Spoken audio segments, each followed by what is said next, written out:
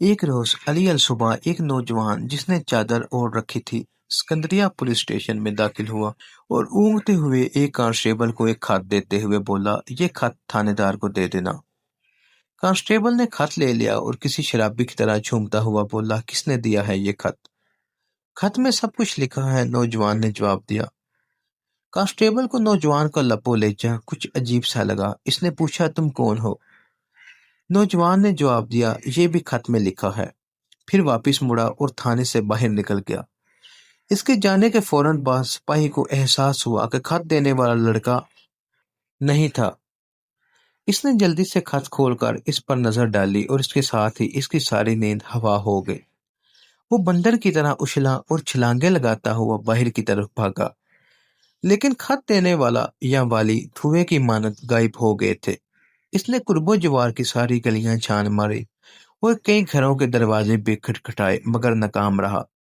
وہ جلدی سے واپس آیا، انچارج کو جگا کر پہلے تو اس کی گالیاں سنی، پھر خط اس کے ہاتھ میں تھما دیا۔ خط پر نظر پڑتے ہی انچارج کے 14 طبق روشن ہو گئے۔ بولا، ہائے، یہ تو پھولن دیوی کا خط ہے، کون دے کر گیا ہے؟ سپاہی نے برا سا منہ بنا کر کہا، میرا خیال ہے کہ وہ خود ہی دے کر گئی ہے۔ وہ خود یعنی پھولن دیوی؟ انچارج چلایا، لیکن یہ خیال سے تمہاری کیا مراد ہے؟ جناب، وہ لڑکے کے بھیس میں تھی، اس کے جانے کے بعد مجھے سمجھ آئی وہ لڑکی تھی۔ انچارج نے اونگتے ہوئے سپاہیوں کو چاروں طرف دوڑایا اور ساتھ ہی فیلڈ آپریشن کے انچارج کو اطلاع دی اور پوری صورتحال سے آگاہ کیا۔ اس کے ساتھ ہی سکندریہ کے علاقے میں ہر طرف پولیس کے بوٹوں کی دھمک گونجنے لگی، ہر نوجوان کی مونچھیں کھینچی گئی اور ہر لڑکی کے سر سے چادر اتاری گئی، پر وہ نہ ملی جس کی تلاش تھی۔ اب ذرا خط کا حال بھی ملاحظہ کرتے ہیں۔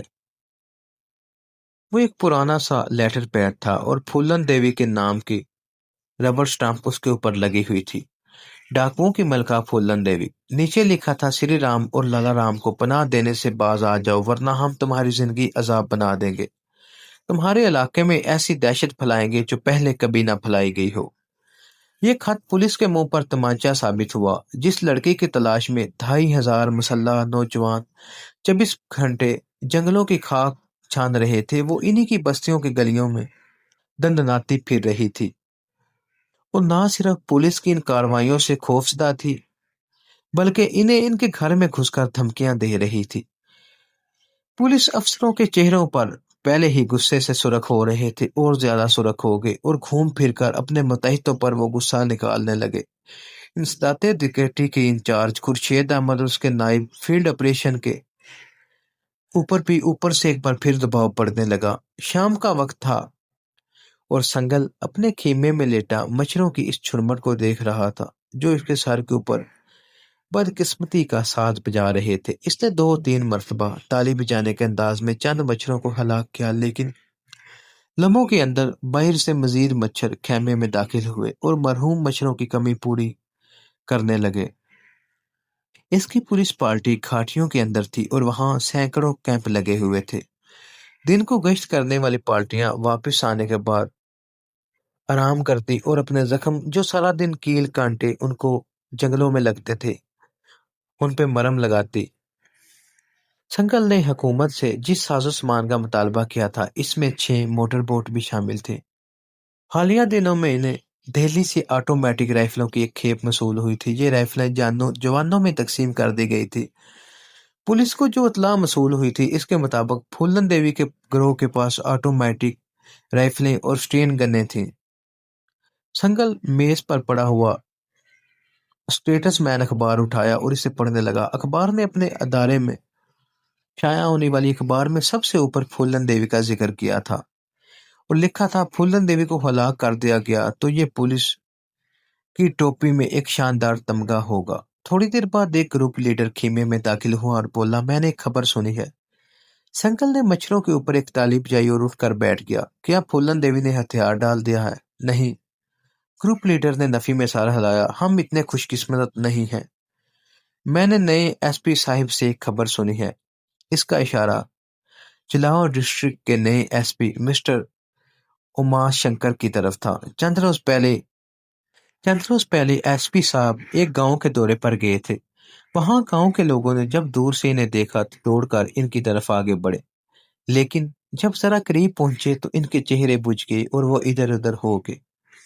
एसपी साहिब बड़े परेशान हुए कि ये माजरा क्या है। इन्होंने एक दो आदमियों से पूछा, लेकिन जवाब के बजाय उनके चेहरों पर खसियानी सी मुस्कुराहट नजर आने लगी।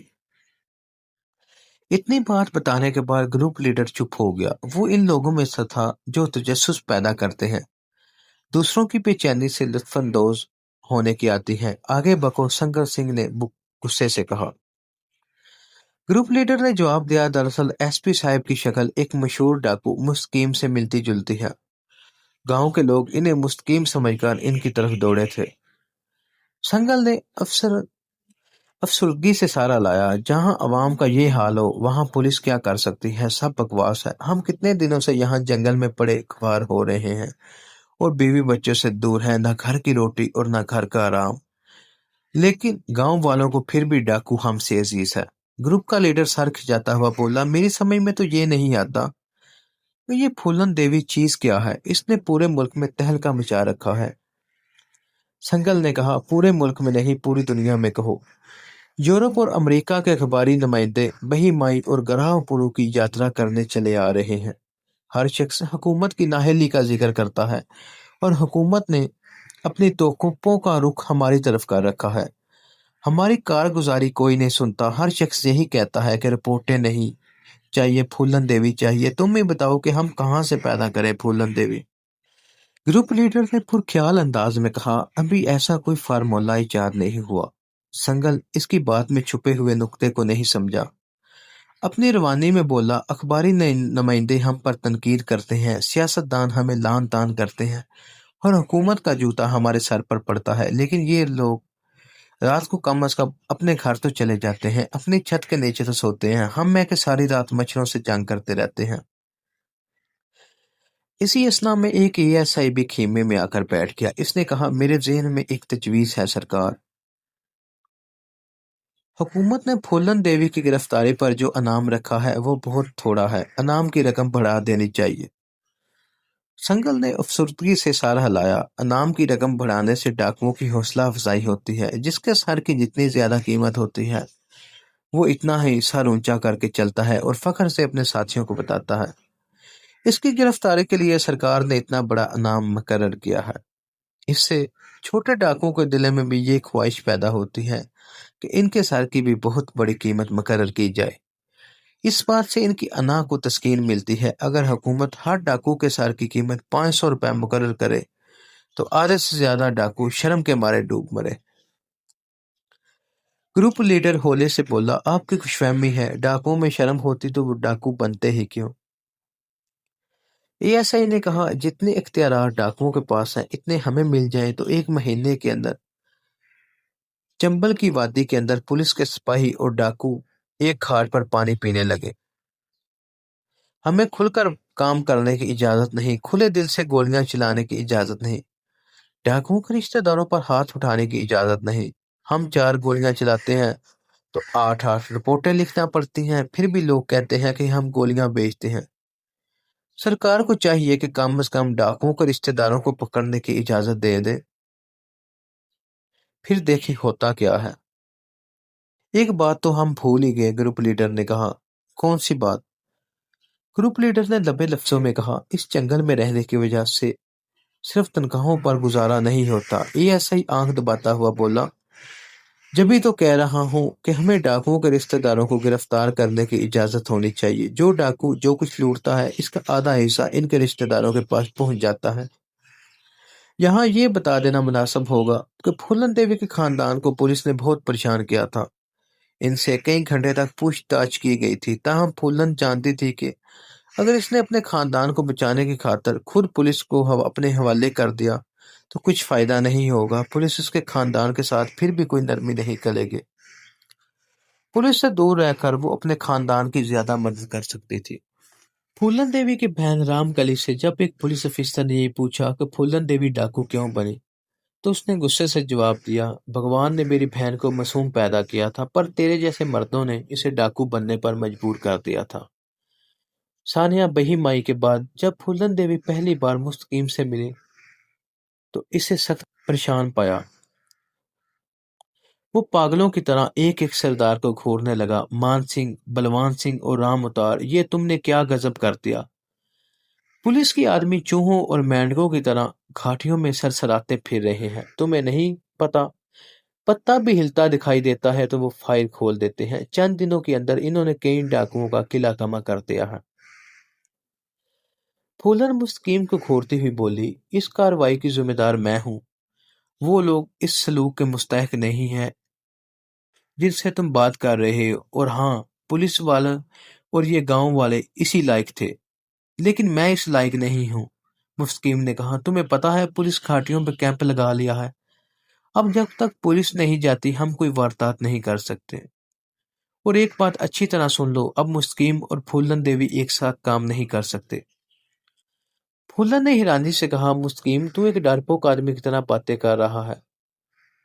मुस्तकीम एक कदम आगे बढ़ा, मैं विक्रम बला की तरह खत्म होना नहीं चाहता। फूलन देवी, तेरे सितारे अच्छे नहीं हैं, जहां भी जाएगी तबाही तेरे साथ होगी। अगर 2-3 आदमियों को कत्ल कर देती तो कोई बात ना थी, 25 आदमियों को कतार में खड़ा करके मारना मेरी समझ में नहीं आता। बलवान सिंह इनकी गुफ्तगू में दाखिल होता हुआ बोला, जो हो चुका इसको छोड़ो, अब ये सोचो कि हमें आगे क्या करना है। आगे क्या करना है? मुस्तकीम हाथ छटक कर बोला, आगे कुछ भी नहीं करना, अब तो हम आगे आगे रहेंगे और पुलिस पीछे पीछे। फूलन ने मुस्तकीम को देखते हुए कहा, तू पुलिस से डर रहा है पर मैं नहीं डरती। डरने वाले बेशक मुझे छोड़ दें, पर फूलन देवी पर हाथ डालने वाला कोई माई का लाल पैदा नहीं हुआ।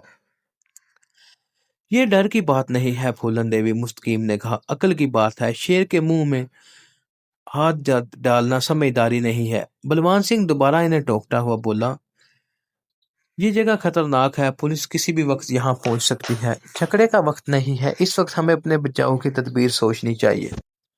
फूलन देवी को मुस्तकीम की बातों पर सख्त गुस्सा आ रहा था। बलवान सिंह को एक तरफ हटाते हुए बोली, शेर के मुंह में सांप डालना किसी किसी का काम है। मुस्तकीम, बहादुर वो है जो शेर के मुंह में सर भी डाले और हाथ भी, और फिर बाहर भी निकल आए। फूलन देवी को आजमा के देख ले, अब मैं किसी से नहीं डरती। तू जिस चौकी का नाम लेगा मैं इस चौकी में घूम फिर कर वापिस आ जाऊंगी। फूलन देवी एक दफा मर चुकी है, अब बार बार नहीं मरेगी। मान सिंह ने कहा, फूलन देवी ठीक कहती है। मुस्तकीम, ये बहादुरी ही नहीं, जहीन भी है। मैंने ऐसे ही इसे सरदार तस्लीम नहीं किया। अगर तू बही माई में होता तो इसकी शान और आन बान देखकर दंग रह जाता। मेरी बात पर यकीन ना आए तो इन लोगों से पूछ ले। मुस्किन चुप हो गया। बलवान सिंह बोला, तू बचाव की बात कर रहा था। बलवान सिंह ने तमाम डाकुओं को जो इधर उधर मुख्तलिफ कामों में मसरूफ थे करीब बुला लिया और सिलसिला कलाम शुरू करता हुआ बोला, जैसा कि तुम लोग जानते हो इस वक्त हंगामी हालात से दो चार हैं। हंगामी हालात में हंगामी तरीकों पर अमल किया जाता है। सबसे पहली बात जो याद रखने वाली है वो ये है कि जब दुश्मन का पल्ला भारी हो तो फिर एक जगह पर जमा नहीं होना चाहिए। इससे दुश्मन का काम आसान हो जाता है। इस हालत में अगर पुलिस ने हमें घेरे में ले लिया तो हम में से एक भी जिंदा नहीं बचेगा। पुलिस हमें गिरफ्तार करने की बजाय चुन चुन कर मार डालेगी, इसलिए इस वक्त हमें बिखर जाना चाहिए। दो दो तीन तीन की टोलियों में बटकर देहातों में गुम हो जाना चाहिए। कोई खेतों में काम शुरू कर दे, कोई राज मजदूरी कर ले, कोई मवेशी चराए और कोई आसपास के किसी शहर में चला जाए। शहरों में बेशुमार छोटे मोटे काम मिल जाते हैं। एक और जरूरी बात याद रखो, बिखरने से पहले अपना हुलिया थोड़ा थोड़ा तब्दील कर लो। जिसने बड़ी बड़ी मूछें रखी हैं वो मूछें साफ करा दे। कोई आदमी असला साथ ना रखे। जहां भी रहो, जो भी काम करो, जैसे भी हालात हो, मगर किसी से अकड़ कर बात नहीं करो। तुम्हारा वास्ता सादा लिबास पुलिस या पुलिस के मुखबरों से भी पड़ सकता है। अगर तुम आजी और मस्कीनी से बात करोगे तो किसी को वहम भी नहीं होगा कि तुम डाकू हो। जिसकी आंखें चमकती हैं वो आंखें नीची करके बात किया करे और कोई इसमें अपनी बेइज्जती ना समझे। ये अक्लमंदी और चालाकी की बातें हैं। जब ताकत से मुकाबला करने का मौका ना हो तो फिर अक्लमंदी से करना चाहिए। फूलन के गिरोह का एक डाकू जिसका नाम जीवन दान था बोला, उस्ताद ये चिल्ला हमें कब तक काटना पड़ेगा। तू इतनी सी बात नहीं समझता, फूलन देवी ने कहा। जब तक पुलिस यहाँ से नहीं चली जाती हम वापस नहीं आएंगे। रामउतार ने कहा, उस्ताद बलवान सिंह, एक काम तूने बहुत मुश्किल बताया है। ये आजी और मस्कीनी मेरी समझ में नहीं आती। बलवान सिंह ने कहा, बहादुर वो नहीं है जो बरके मारता फिरे और ख्वाह मख्वाह अकड़ कर चले।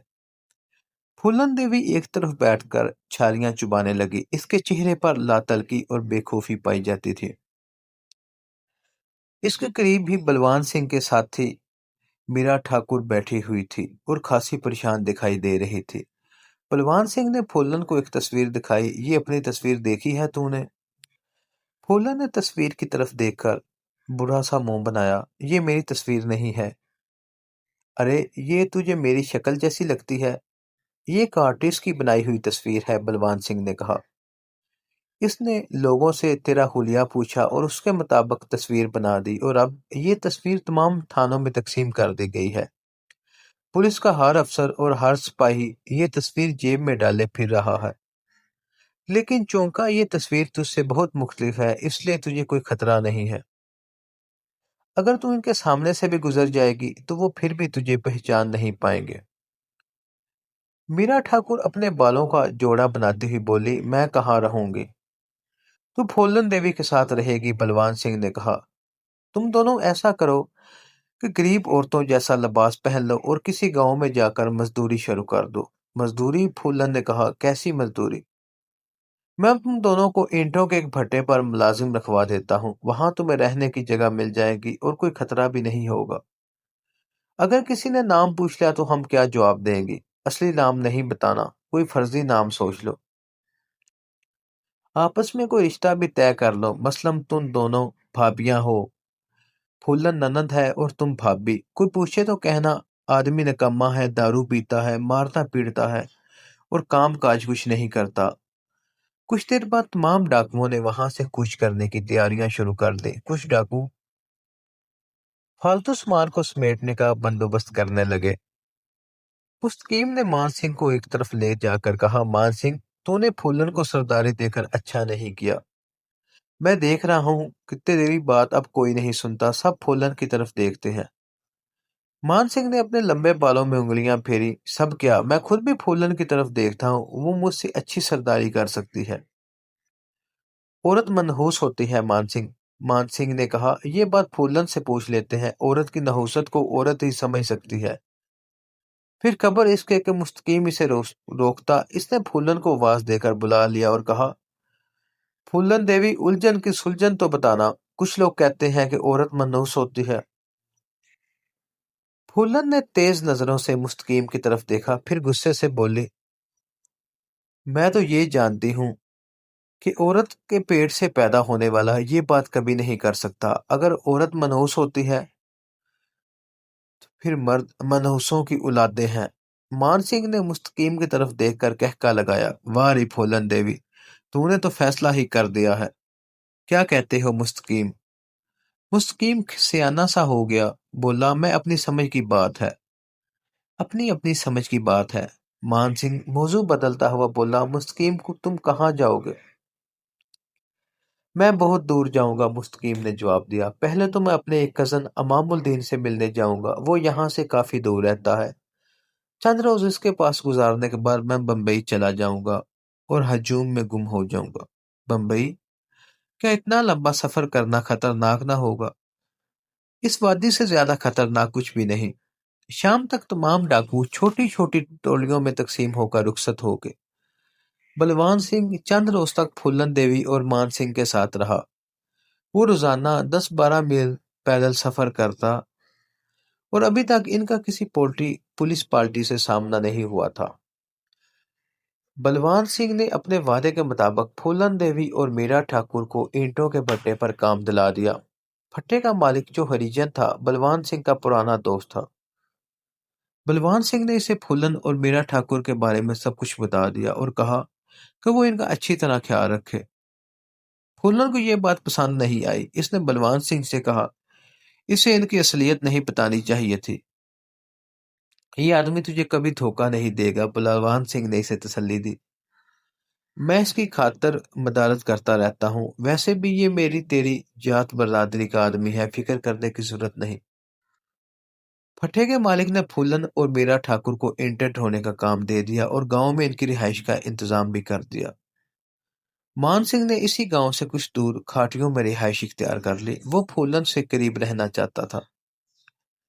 बलवान सिंह 7 आदमियों के हमरा जनूब की तरफ रवाना हो गया। इसके ख्याल में ये तादाद ज्यादा थी, लिहाजा वो जल्द अज जल्द अपने आदमियों को मुख्तलिफ ठिकानों पर पहुंचाना चाहता था। जब वो बेटा नामी गांव के करीब पहुंचा तो रात हो चुकी थी। इस गांव में इसके चंद दोस्त रहते थे। इन्होंने वहां चंद रोज आराम करने का फैसला किया, मगर यह फैसला बहुत बड़ी गलती साबित हुआ। एक शख्स ने इनाम की उम्मीद में इनकी मुखबरी कर दी। ये इत्तला मिलते ही पुलिस ने एक मुसल्लह पार्टी को गांव रवाना कर दी। इधर बलवान सिंह को अपने एक हमदर्द के जरिए पुलिस की आमद की इत्तला मिल गई, लेकिन इस वक्त पुलिस पार्टी इनके सरों पर पहुंच चुकी थी। इन्होंने पुलिस पर फायर खोल दिए और पीछे हटते हटते घाटियों में घुस गए। ये जगह निस्बतन महफूज और छापामार लड़ाई के लिए ज्यादा मौजूद थी, लेकिन पुलिस भी घर से फैसला करके आई थी। वो दिन भर बलवान सिंह और इसके साथियों का ताकुब करते रहे। ये ताकुब 22-23 मील तक जारी रहा। दरियाए बेटवा के करीब पहुंचकर 4 डाकू एक खूह में छुपके और 3 खाट लगाकर बैठ गए। इस वक्त शाम हो चली थी और साए लंबे हो रहे थे।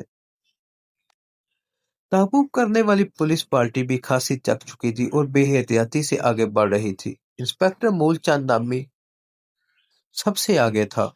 जैसे ही वो डाकुओं के निशाने की जद में आया, एक डाकू ने फायर कर दिया। मूलचंद उछल कर गिर पड़ा। इसके पीछे सब इंस्पेक्टर उदयदेव था। वो जल्दी से आड़ में हो गया और इंस्पेक्टर मूलचंद को भी अपनी तरफ खींच लिया। गोली मूलचंद की टांग पर लगी थी। करीब ही मुसल्ला पुलिस का एक दस्ता गश्त कर रहा था। इन्होंने जब फायरिंग की आवाजें सुनी तो तेजी से मौके पर पहुंच गए। इंस्पेक्टर मूलचंद के चंद साथी जो फैलकर आगे बढ़ रहे थे, फायरिंग की आवाज सुनकर इधर उधर पोजीशनें संभाल कर बैठ गए। नई दस्ते की नजर इंस्पेक्टर मूलचंद और सब इंस्पेक्टर पर पड़ी और तवील ताकुब की वजह से उनके हुलिये भी खराब हो रहे थे। इसलिए उन्होंने समझा कि ये भी कोई डाकुओं की पार्टी है जिसने पुलिस की वर्दियां पहनी हुई है। इन्होंने फिलफुल एक टेले के पीछे छुपकर पोजीशन संभाल ली। इंस्पेक्टर मूलचंद और उसके साथी ने सूरत हाल का अंदाजा लगाते ही राइफलें फेंक दी, हाथ ऊपर कर दी और चीख चीख कर पुलिस पार्टी को यह समझाने की कोशिश करने लगे कि वो पुलिस की आदमी हैं। मगर पुलिस पार्टी ने इस बात को चाल समझा और फायर खोल दिए। मूलचंद और सब इंस्पेक्टर रेंगते हुए टेलों की ओर लेने की कोशिश करने लगे। एक डाकू जवान से उनसे ज्यादा फासले पर नहीं था। वो इस मौके से फायदा उठाता हुआ झाड़ियों की ओर से आगे बढ़ा और निहायत सफाई के साथ मूलचंद की राइफल अपने कब्जे में कर ली। फिर इसने जख्मी इंस्पेक्टर का निशाना लेकर फायर कर दिया, लेकिन सब इंस्पेक्टर जान बचाकर भाग गया। यह सूरत हाल देखकर नई पुलिस को भी अपनी गलती का एहसास हो गया। इन्होंने फिलफौर बलवान सिंह और उसके साथियों के गिर्द घेरा डाल लिया। कुछ देर गोलियों का तबादला होता रहा, फिर पुलिस पार्टी ने दस्ती बम फेंकने शुरू कर दिए। चंद लम्हों के अंदर बलवान सिंह समेत 6 डाकू हलाक हो गए और एक जख्मी हालत में गिरफ्तार कर लिया गया। अफसर बाला ने इंस्पेक्टर मूलचंद की हलाकत पर रस्मी अफसोस का इजहार किया, ताहम वो खुश ज्यादा थे कि फूलन देवी के ताकुब के बाद ये पहला मौका था कि उन्होंने एक साथ 6 डाकू हलाक किए थे और वो फूलन के साथियों में से थे। गिरफ्तार होने वाले डाकुओं ने अस्पताल पहुंचने से पहले ही दम तोड़ दिया। अगर वो जिंदा रहता तो शायद पुलिस इससे फूलन के बारे में कुछ मालूमात हासिल करने में कामयाब हो जाती। फूलन की तलाश के दौरान पुलिस इन लोगों से भी मिली जिन्हें फूलन ने अगवा किया था। इनमें से एक शख्स जो एक बैंक अफसर का कजन है, पुलिस को फूलन के हुलिये और रवैये के बारे में बहुत सी बातें बताई। फूलन ने इसे 3 रोज तक यरगमाल बनाए रखा था। बकूल इसके फूलन देवी लोमड़ी की तरह चालाक और मकार है। वो किसी गांव में एक रात से ज्यादा नहीं ठहरती। वो बेहतरीन निशानेबाज है और बहुत तेज दौड़ती है। वो अमूमन छालियां चुबाती रहती है। यरगमाली ने मजीद बताया कि फूलन देवी और इसके साथियों ने इसके साथ अच्छा सलूक किया था। इसे रोजाना 6 चपातियां दी जाती थी और एक मसल्ला मुहाफिज हर वक्त इनकी निगरानी करता रहता था।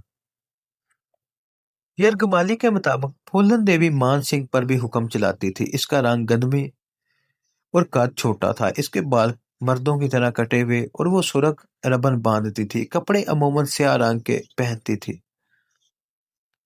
ادھر مستقیم نے روانگی سے قبل اپنی داڑھی صاف کر دی اور مونچھوں کی وجہ تبدیل کر دی۔ اسے ڈاکوؤں کے قتل کی خبر ملی تھی اور اس کی نظر میں بمبئی سے بہتر کوئی جائے پناہ نہیں تھی۔ اسی اثنا میں اس کے گروہ کا ایک ڈاکو جس کا نام رام کیش تھا پولیس کے ہتھے چڑھ گیا۔ پولیس نے اس پر خوب تشدد شروع کیا۔ شروع میں تو وہ ڈٹا رہا، لیکن جب تشدد ناقابل برداشت ہو گیا تو اس نے پولیس کو بتا دیا تھا کہ ڈاکوؤں کے گروہ کے ادھر ادھر بکھر گئے ہیں۔ کچھ ڈاکو یہ وقت اپنے رشتہ دار یا اپنے دوستوں کے گھروں میں گزاریں گے، کچھ شہروں میں چلے جائیں گے، کچھ جنگلوں ہی میں رہنے کا فیصلہ کریں گے۔ یہ خبر ملتے ہی مسٹر ونود جی نے تمام دیہی تھانوں کو ہدایت جاری کر دی کہ وہ دیہاتوں میں نئے وارد ہونے والوں پر کڑی نظر رکھے اور وقتاً فوقتاً ڈاکوؤں کے رشتہ داروں کے گھروں میں بھی چھانکتے رہیں۔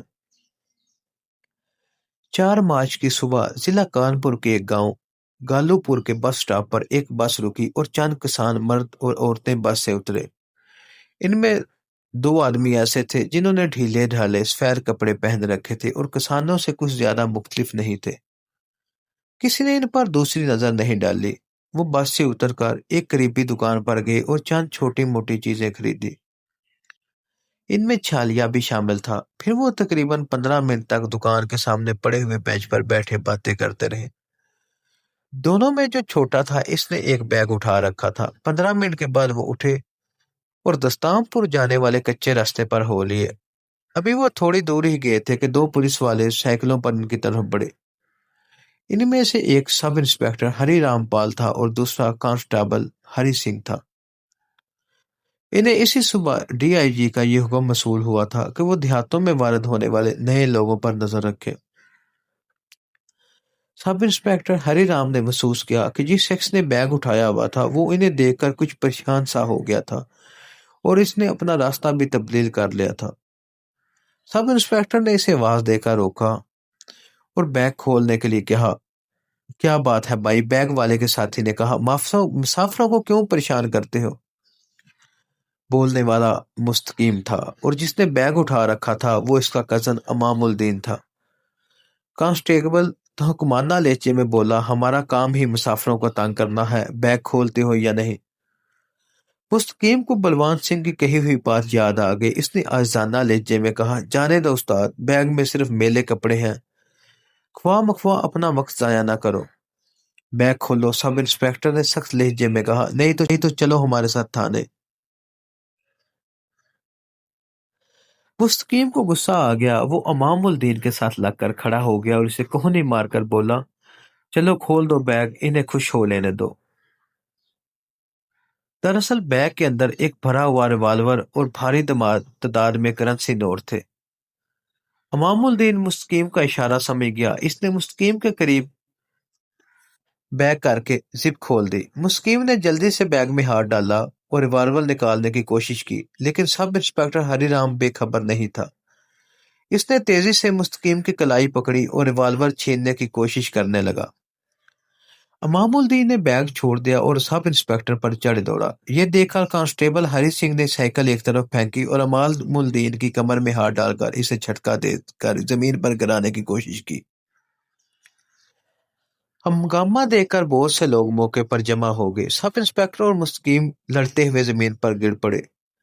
سب انسپیکٹر نے مستقیم کے ہاتھ پر زور سے پتھر مارا۔ مستقیم کے ہاتھ سے ریوالور چھوٹ گیا، پر اس کی گرفت میں پوری طرح بھی مستقیم نہیں آیا تھا۔ چند لمحوں کے بعد سب انسپیکٹر اور کانسٹیبل نے محسوس کیا کہ ان کے حریفوں کا پلڑا بھاری ہونا شروع ہو گیا ہے۔ انہوں نے پاس کھڑے ہوئے لوگوں سے مدد کی اپیل کی، مگر کوئی بھی آگے نہیں بڑھا۔ چند لمحوں کے بعد طالب علموں کی ایک ٹولی وہاں پر پہنچی۔ انہوں نے سب انسپیکٹر کی اپیل پر مستقیم اور امام الدین کو گھیر لیا اور ان پر گھونسوں اور لاتوں کی بارش شروع کر دی۔ تھوڑی دیر کے اندر مستقیم اور امام الدین نڈھال ہو گئے۔ ان کے اندر مقابلے کی سکت باقی نہیں رہی۔ ان کے چہرے لہو لہان ہو گئے تھے۔ طالب علموں نے سب انسپیکٹر اوپر اٹھایا اور ان دونوں کو ٹھوکریں مارنے لگے۔ चंद इनके ऊपर चढ़कर उछलने लगे। कौन हो तुम? सब इंस्पेक्टर ने पूछा। जल्दी बताओ, नहीं तो दोनों को यहीं पर खत्म कर दूंगा। क्या नाम है तुम्हारा? इसके साथ ही इसने बैग की तलाशी लेनी शुरू कर दी। जब इसने बैग में नोटों की गड्डियां देखी तो इसे यकीन हो गया कि वो दोनों डाकू हैं। तालिब इल्मों ने जब देखा कि दोनों अजनबी निढाल हो चुके हैं तो वो एक तरफ हो गए। मुस्तकीम और इमामुद्दीन उठकर बैठ गए। मुस्तकीम को यकीन हो चुका था कि अब इसकी असलियत छुपी हुई नहीं रह सकती। सब इंस्पेक्टर ने अपना सवाल दोहराया। क्या नाम है तुम्हारा? मेरा नाम जानना चाहते हो? मुस्तकीम ने कहा। तो सुनो, मैं डाकुओं का सरदार मुस्तकीम हूँ। तुमने मेरे ऊपर जो सलूक किया है मैं इसे याद रखूंगा और वक्त आने पर हिसाब बराबर कर दूंगा। मुस्तकीम को अगरचा लोगों ने देखा नहीं था, ताहम इसका नाम दहशत की अलामत समझा जाता था। तालब इल्मों ने जब इसका नाम सुना तो खौफ के बाइस चंद कदम पीछे हट गए। चंद एक डर कर भाग गए। वहां कोई शख्स डाकुओं की दुश्मनी मोल लेना पसंद नहीं करता था। सब इंस्पेक्टर हरि राम और कांस्टेबल हरि सिंह भी घबरा गए। इन्होंने फौरन चंद देहातियों को पूरी बात समझाकर ढेरापुर थाने की तरफ दौड़ाया और थानेदार को पैगाम भेजा कि फौरन पुलिस की पार्टी को वहां पहुंचाए। इधर हरि राम ने रस्सी का इंतजाम किया और दोनों मुलजमों की मशकें बांध दी। एक छोटी सी गलती ने मुस्तकीम को तबाही के किनारे पर पहुंचा दिया था। वो गुज़िश्ता 3 रोज से जंगल में सफर कर रहा था। इमामुद्दीन से मुलाकात के बाद वो इसी जंगल में पैदल सफर करते हुए जंगली रास्तों से दस्तामपुर जाना चाहता था, जहां इसका भाई रहता था। कुछ रकम इसने इमामुद्दीन को दी थी और कुछ अपने भाई को देना चाहता था, लेकिन इमामुद्दीन जो उसके साथ जाने को तैयार हो गया था इसरार करने लगा कि इन्हें बस में सफर कर लेना चाहिए। मुस्कीन अगरचा इस बात को एहतियात के खिलाफ समझता था, ताहम इमामुद्दीन की सहूलत की पेश नज़र राजी हो गया। लेकिन ये छोटी सी बेहतियाती भयानक सूरत इख्तियार कर गई थी। तुम चाहते क्या हो? इसने हरिराम से कहा। मैं तुम्हारे साथ बातचीत कर सकता हूँ। अगर तुमने मुझे गिरफ्तार कर लिया तो याद रखो ये सौदा तुम्हें महंगा पड़ेगा। हरिराम ने इसके मुंह पर ठोकर मारी। अब भी धमकियां देने से बाज नहीं आते। सौदे की फिक्र नहीं करो, अब तुझे बाहर की हवा नसीब नहीं होगी। गधे की औलाद मुस्तकीम का एक आदमी गधे की औलाद मुस्तकीम एक आदमी का नाम नहीं है। मुस्तकीम के अंदर होने से कोई फर्क नहीं पड़ता। इस वादी में सैकड़ों मुस्तकीम मौजूद हैं। वो तेरी औलाद को यतीम नहीं करेंगे, तुझे बे औलाद नहीं करेंगे। क्या तू ये सोचता है? इस तकरीर पर इसे चंद और ठोकरें खाना पड़ी, मगर वो मरूब नहीं हुआ। थोड़ी देर के अंदर 4 सिपाही जिन्होंने राइफलें उठा रखी थी एक वैन में वहां पहुंच गए। मुस्तकीम ने कहा, मुझे जहां मर्जी ले जाओ, लेकिन अमामुद्दीन को छोड़ दो। इसने कोई जुर्म नहीं किया, ये मेरे किसी काम में शामिल नहीं है। हमें कानून नहीं पढ़ाओ, सब इंस्पेक्टर ने कहा। हम तुम्हें भी अच्छी तरह जानते हैं और अमामुद्दीन को भी पहचानते हैं। उठाओ, इनको गाड़ी में डालो। मेरी रकम का क्या बनेगा? मुस्तकीम ने पूछा। मैं ये रकम गरीबों में तकसीम करने के लिए लाया था। इसने आसपास खड़े लोगों से कहा। तुम लोग गवाह रहना, मैं अपनी रकम पुलिस के पास अमानत के तौर पर रखवाता हूँ। तमाशाइयों ने सब इंस्पेक्टर को थैले में से 100 रुपए वाले नोटों की एक गड्डी निकालते देख लिया था। थैले में इसके अलावा भी रकम मौजूद थी। सब इंस्पेक्टर हरि राम ने मुस्तकीम की उंगलियों से 4 तलाई अंगूठियां और कलाई की घड़ी उतार ली। फिर इसकी नजर इस तलाई जंजीर पर पड़ी जो मुस्तकीम ने गले में पहन रखी थी। जंजीर के साथ एक तवीज भी था। जब हरि राम ने जंजीर की तरफ हाथ बढ़ाया तो मुस्तकीम ने सर झुकाकर तवीज को बोसा दिया। हरि राम ने झटके से जंजीर दबोच ली और अपने आदमियों को दोबारा हुक्म दिया, इन्हें गाड़ी में डालो। इंस्पेक्टर, मैं तुमसे दोबारा कहता हूँ, इमामुद्दीन को छोड़ दो, मुस्तकीम ने कहा। ये बेकसूर है। हरिराम ने इसकी बात सुनी अनसुनी कर दी। 2 सिपाही आगे बढ़े और दोनों को फोसे की बोरियों की तरह उठाकर वैन में फेंक दिया। इमामुद्दीन दर्द के बायस चला उठा। वैन डेरापुर की तरफ रवाना हो गई। चंद मिनटों के बाद तमाशाइयों ने गोलियां चलने की आवाज़ें सुनी। वो सूरत हाल का जायजा लेने के बाद इस तरफ दौड़े जिस तरफ से फायरिंग की आवाज़ आई थी। कुछ फासले पर एक पुल था। तमाशाइयों ने देखा कि पुल के करीब पुलिस की वैन खड़ी थी और इससे कुछ फासले पर 2 लाशें पड़ी थी। ये बताने की जरूरत नहीं थी کہ وہ لاشیں مستقیم اور امام الدین کی تھی۔ ایک کسان جو قریبی کھیتوں میں کام کر رہا تھا، اس نے بتایا کہ سارا واقعہ اس کی آنکھوں کے سامنے پیش آیا تھا۔ جب وین رکی تو میں نے شور کی آواز سنی۔ اس نے کہا، میں کام چھوڑ کر اس طرف دیکھنے لگا۔ میں نے دیکھا کہ پولیس والے ایک آدمی کو، جس کے ہاتھ پیچھے بندھے ہوئے تھے، گھسیٹ کر باہر لا رہے تھے اور اسے جنگل کی طرف دھکیل رہے تھے۔ پہلے تو وہ آدمی اس طرف جانے پر تیار نہیں تھا، مگر پھر وہ آڑا ترچھا دوڑنے لگا۔ فوراً ہی ایک سپاہی نے شاٹ گن سے اس پر فائر کیا اور وہ زمین پر گر پڑا۔ دوسرے سپاہی نے آگے جا کر رائفل سے اس پر گولیاں چلائیں اور وہ فوراً ٹھنڈا ہو گیا۔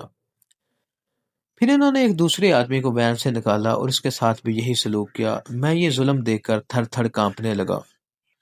لیکن پولیس نے اس ثانیے کے بارے میں جو پریس نوٹ جاری کیا وہ بالکل مختلف تھا۔ پریس نوٹ کے مطابق 4-5 مارچ کی صبح پولیس کی 2 پارٹیاں ڈیوٹی سے واپس آ رہی تھی کہ انہوں نے چند مشتبہ افراد کو بستی کی طرف بڑھتے دیکھا۔ پولیس نے جب انہیں للکارا تو انہوں نے فائرنگ شروع کر دی۔ پولیس پارٹی نے پوزیشن سنبھالی اور جوابی فائرنگ کی۔ پھر انہوں نے زبردست جوان بردی کا مظاہرہ کرتے ہوئے 2 ڈاکوؤں کو ہلاک کر دیا۔ باقی ڈاکو، جن کی تعداد معلوم نہیں ہو سکی، اپنے ساتھیوں کی لاشیں چھوڑ کر بھاگ گئے۔ یہ بات بعد میں معلوم ہوئی کہ ہلاک ہونے والوں میں سے ایک ڈاکوؤں کا سرگنا مستقیم تھا، جو بابا مستقیم کے نام سے مشہور ہے، اور دوسرے ڈاکو کی شناخت نہیں ہو سکی۔ پولیس کے ایک ترجمان نے بابا مستقیم کی ہلاکت پر اطمینان کا اظہار کیا اور اس شاندار کارنامے کا سہرا D I G mister Vinod Jain کے سر باندھا۔ اس نے کہا کہ مسٹر ونود جین بنفس نفیس پولیس پارٹیوں کی ہر وادی میں گشت پر جاتے ہیں اور موقع پر ہدایت جاری کرتے ہیں۔ نئے آئی جی پولیس مسٹر این کے ورما نے کہا کہ مستقیم کی ہلاکت کے بعد پولیس پھولن دیوی کے گروہ کے گرد گھیرا تنگ کر رہی ہے۔ اس پر ایک اخبار نویس نے مسٹر ورما سے پوچھا، کیا پولیس پھولن دیوی کا ٹھکانہ معلوم کر سکی ہے؟ تو انہوں نے جواب دیا کہ ٹھکانہ معلوم ہوئے بغیر کیسے کسی کے گرد گھیرا تنگ کیا جا سکتا ہے۔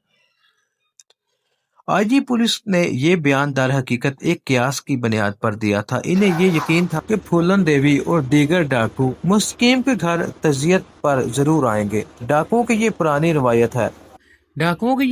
روایت ہے کہ وہ ایک دوسرے کے دکھ درد میں ضرور شریک ہوتے ہیں، خواہ ان کے تعلق کتنے ہی کشیدہ کیوں نہ ہو۔ اس قیاس کی بنیاد پر آئی جی نے مستقیم کے گاؤں میں چند سادہ لباس پولیس والوں کو متعین کر دیا، لیکن انہیں یہ معلوم نہیں تھا کہ پھولن دیوی نے بھی ہر طرف مخبروں کا جال پھیلا رکھا ہے۔ اسے پولیس کی نقل و حرکت کی خبریں برابر مل رہی تھی۔ اسے اور میرا ٹھاکر کو بھتے پر کام کرتے ہوئے کئی روز ہو چکے تھے۔ وہ اینٹیں سروں پر اٹھا کر ایک جگہ سے دوسری جگہ پہنچ جاتی تھی۔ پھولن نے اپنے گروہ کے چند ڈاکوؤں کو بھی بھٹے پر ملازم رکھوا دیا تھا۔ بھٹے کے مالک نے اسے کئی بار کہا کہ وہ بے شک کام کیے بغیر تنخواہ لیتی رہے، لیکن اس نے یہ بات پسند نہیں کی۔ بولی، اگر تم مجھے کام کے بغیر تنخواہ دو گے تو دوسرے ملازموں کو شک ہو جائے گا۔ 6 مارچ کو یعنی مستقیم کے قتل کے تیسرے روز جیون گھبرایا ہوا پھولن کے پاس آیا۔ وہ دوپہر کا وقت تھا اور دھوپ میں اینٹیں دھونے کی وجہ سے پھولن کا حلیہ سخت خراب ہو رہا تھا۔ گرد اور پسینے نے اس کے چہرے کو ناقابل شناخت بنا دیا تھا۔ جیون کو دیکھ کر اس نے اپنا منہ پھیرا مکمل کیا اور اینٹوں کے ڈھیر کے سائے میں بیٹھ کر ساری کے پلو سے چہرہ صاف کرنے لگی۔ کیا بات ہے رے جیون؟ اس نے کہا، تو کچھ پریشان دکھائی دے رہا ہے۔ ہاں، میں بہت پریشان ہوں، بہت بری خبر لایا ہوں۔ ارے کچھ بولو بھی، کیا خبر لائے ہو؟ مستقیم کو پولیس نے قتل کر دیا ہے، جیون نے کہا۔ مجھے ابھی گاؤں کے ایک آدمی نے بتایا ہے کہ اس کے ساتھ امام دین کو بھی قتل کر دیا ہے۔ یہ تو بہت بری خبر سنائی ہے تم نے۔ پھولن افسردہ ہو گئی۔ پہلے بلوان سنگھ، کیا اب مستقیم بھی گیا؟ ہوا کیا تھا؟ جیون نے ادھر ادھر دیکھا اور بولا، سنا ہے کہ مستقیم دستامپور اپنے بھائی کے پاس جا رہا تھا، امام الدین بھی اس کے ساتھ تھا۔ کہتے ہیں کہ اس نے پولیس کو دیکھ کر ورول نکالنے کی کوشش کی اور پکڑا گیا۔ پولیس دونوں کو جنگل میں لے جا کر چھوڑ دیا اور پیچھے سے فائرنگ کر کے ہلاک کر دیا۔ اخبار میں لکھا ہے کہ مستقیم اپنے کچھ ساتھیوں کے ساتھ گاؤں کی طرف جا رہا تھا، جہاں اس کا پولیس سے مڈ بھیر ہوا اور پولیس مقابلے میں पुलिस वालों ने इसे कत्ल कर दिया। ये झूठ है, फूलन ने कहा। मुस्तकीम अकेला था, इसे पुलिस का मुकाबला करने की जरूरत नहीं थी। क्या तू इसके घर अफसोस करने जाएगी? फूलन ने हैरानी से इसकी तरफ देखा। अरे तू कैसी मूर्खों वाली बातें कर रहा है? फूलन देवी अफसोस करने नहीं जाएगी तो और कौन जाएगा? पर अभी नहीं। पुलिस वाले कुत्तों की तरह गलौली में घूम रहे होंगे। पहले मुझे मान सिंह से मशवरा करना पड़ेगा। मान सिंह आज रात तुझसे मिलने के लिए आएगा, जीवन ने इसे बताया। इतने में मीरा ठाकुर भी इसके करीब पहुंच गई। बलवान सिंह की मौत के बाद वो खुद को बिल्कुल बेसहारा महसूस करने लगी थी। जब इसने मुस्तकीम की मौत की खबर सुनी तो बोली, अब तो मेरी सारी उम्र इस भट्टे पर ईंटें ढोते गुजरेगी। सारे सहारे एक एक करके खत्म होते जा रहे हैं। फूलन, तेरा इरादा क्या है? फूलन पुरजेश लहजे में बोली, फूलन देवी को किसी के सहारे की जरूरत नहीं है। मैं फूलन खुद दूसरों का सहारा हूँ। जरा पुलिस का तमाशा खत्म हो जाए, फिर देखना फूलन क्या करती है। जीवन उठा और कपड़े झाड़ता हुआ रुखसत होने लगा। फूलन और मेरा दोबारा ईंटें ढोने लगी। रात के वक्त मान सिंह एक खुफिया जगह फूलन से मिला। इसे मुस्तकीम की मौत की खबर मिल चुकी थी। चौंका, इसने मुस्तकीम के साथ लंबा अरसा गुजारा था, इसलिए इसे इसकी मौत का बहुत सदमा हुआ था। हम मुस्तकीम के घर अफसोस करने जरूर जाएंगे, मान सिंह ने कहा। आज हुसन और मुन्ना भी मेरे पास आए थे। वो मुस्तकीम के घर जाने के लिए तैयार बैठे हैं। फूलन ने गहरा सांस लेकर कहा, मुस्तकीम अच्छा आदमी था, मैं जरूर इसके घर जाऊंगी, बस जरा हलचल कम हो लेने दो। मान सिंह ने घास का तिनका तोड़कर मुंह में डाला और बोला, फूलन, तू इस काम से तंग तो नहीं आ गई? फूलन देवी मुस्कुराई, मैं काम से नहीं डरती, पर एक बात है, तेरे बगैर जी नहीं लगता। जी तो मेरा भी नहीं लगता। मैं कोई तरकीब सोच रहा हूँ। क्या तरकीब? हमें कुछ अरसे के लिए ये इलाका छोड़ देना चाहिए। सारे कानपुर की पुलिस तेरी तलाश में है। एक बात कहूँ, बुरा तो नहीं मनाएगी? फूलन ने जल्दी से इसके मुंह पर हाथ रख दिया। देख मान सिंह, ये बात दोबारा मुंह से ना निकालना। ऐसी बात कहने वालों के दिल में खोट होता है। मैं 2 दफा ये बात सुन चुकी हूँ। एक दफा ये बात कैलाश ने कही थी, वो बुज़दिल और धोखेबाज निकला, मुझे मुसीबत में छोड़कर चला गया। दूसरी बार ये बात श्री राम ने कही थी। इस कमीने ने भी मेरे साथ दगा की। जो कहना है कह दे, मुझे चक्कर ना दे। मान सिंह ये कहना चाहता था कि बलवान सिंह और मुस्तकीम की मौत फूलन की वजह से हुई थी, लेकिन इसे मालूम था कि फूलन ये बात सुनकर गुस्से में आ जाएगी, लिहाजा इसने बात बदल दी। इन्होंने तय किया कि वो चंद रोज बाद मुस्तकीम के घर अफसोस करने जाएंगे। अगले रोज फूलन ने हस्बे मामूल भट्टे पर काम शुरू कर दिया। चंद रोज बाद फूलन को ये इत्तला मिली कि गांव में पुलिस पार्टी इसकी तलाश में घरों में छापे मार रही है। मुखबर ने फूलन को मशवरा दिया कि इसे वहां से चले जाना चाहिए, क्योंकि पुलिस गांव की तलाशी लेने के बाद भट्टे पर भी आएगी। भट्टे का मालिक भी दौड़ा दौड़ा इसके पास आया और हाथ जोड़ता हुआ बोला, फूलन देवी, देर न कर, जल्दी से जंगल की तरफ निकल जा। फूलन हैरानी और गुस्से से बोली, क्यों? जंगल की तरफ क्यों निकल जाऊं? इस वक्त अक्लमंदी इसी में है। अगर पुलिस ने तुझे पकड़ लिया और तुम्हारे साथ हमारी भी शामत आ जाएगी। क्या तूने कभी तितर का शिकार खेला है? फूलन ने पूछा। भट्टे के मालिक ने हैरत से आंखें झपकाई। तितर के शिकार का जिक्र कहाँ से आ गया? तितर ज्यादा ऊंचा नहीं उड़ सकता, फूलन ने कहा, इसलिए झाड़ी के अंदर छुपकर बैठ जाता है। और चौंका, इसका रंग मटियाला होता है, इसलिए नजर नहीं आता। चिलाक शिकारी अपने साथ 2-3 आदमी लेते हैं, झाड़ियों पर डंडे मारते हैं और शोर मचाते हैं।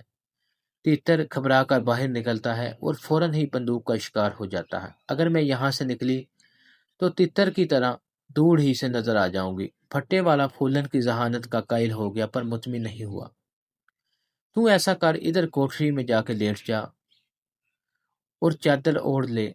अगर किसी ने पूछा तो बोल दूंगा एक बीमार औरत है। फूलन ने नफी में सर हिलाया। छुपने की जरूरत नहीं है, मुझे इससे अच्छी जगह है छुपने की मेरे पास।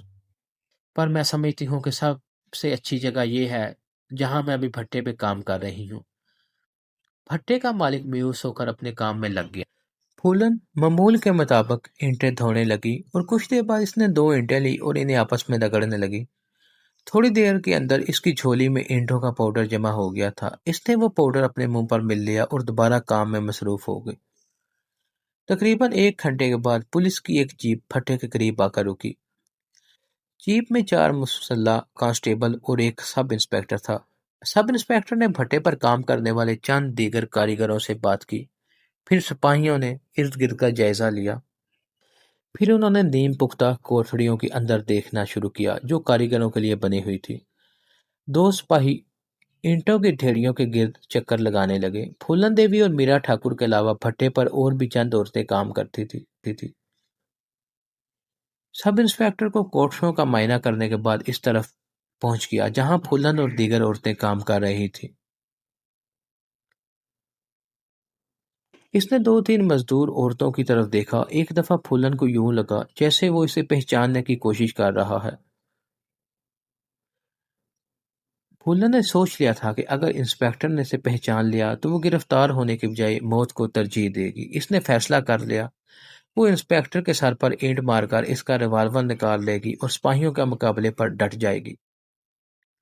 सब इंस्पेक्टर ने जेब से सिगरेट निकाला और सुलगा कर दूसरी तरफ देखने लगा। 2 सिपाही जो ईंटों के ढेर के इर्द गिर्द देख रहे थे चक्कर लगाकर वापस आ गए। इंस्पेक्टर ने आतन पूछा, कुछ नजर आया? सिपाही ने मेले से रुमाल से चेहरे से पसीना पोंछा और कहा, हाँ बहुत कुछ। इंस्पेक्टर तेजी से इसकी तरफ मुड़ा। क्या नजर आया?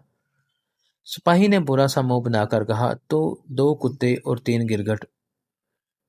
मैं फूलन देवी के बारे में पूछ रहा हूँ, सब इंस्पेक्टर ने गुस्से से कहा। सिपाही लापरवाही से बोला, जनाब इन ईंटों और पत्थरों के नीचे तो गिरगिट ही मिलेंगे। दूसरे सिपाही ने अपनी मालूमात का रोब जमाया। फूलन देवी के पास इस वक्त कुछ नहीं है। कोई काम करने की जरूरत नहीं उसको और उसके पास पैसे की कमी नहीं है। ज्यादा नहीं तो 4-5 लाख रुपया तो जरूर होगा। इसे इस भट्टे में तपने की क्या जरूरत है? वो इस किस्म के कई भट्टे खुद खरीद सकती है। मुझे मौत पर जराये से खबर मिली है कि वो आजकल बम्बई के एक बड़े होटल में मुकीम है। पहले सिपाही ने इन मालूमात में इजाफा किया। मैं एक सरकारी अफसर को ये कहते सुना था कि बम्बई के मशहूर फिल्म साज बाल कृष्ण मुखर्जी फूलन की जिंदगी पर फिल्म बना रहे हैं। सब इंस्पेक्टर ने जमीन पर ठोका पटखारा। तुम्हारी शक्लों पर मैं मुखर्जी को मशवरा दूंगा कि तुम दोनों के इस फिल्म में एक्स्ट्रा सिपाही भर्ती कर लें, हीरो से जूते खिलाने के लिए। मैंने सुना है कि सारे हीरो पहले एक्स्ट्रा ही होते हैं, पर सारे एक्स्ट्रा हीरो नहीं बनते। सब इंस्पेक्टर ने पैर पटका। गधे हमेशा गधे ही रहते हैं। इस वक्त फूलन देवी ईंटें सर पर उठाए इनके करीब से गुजरी।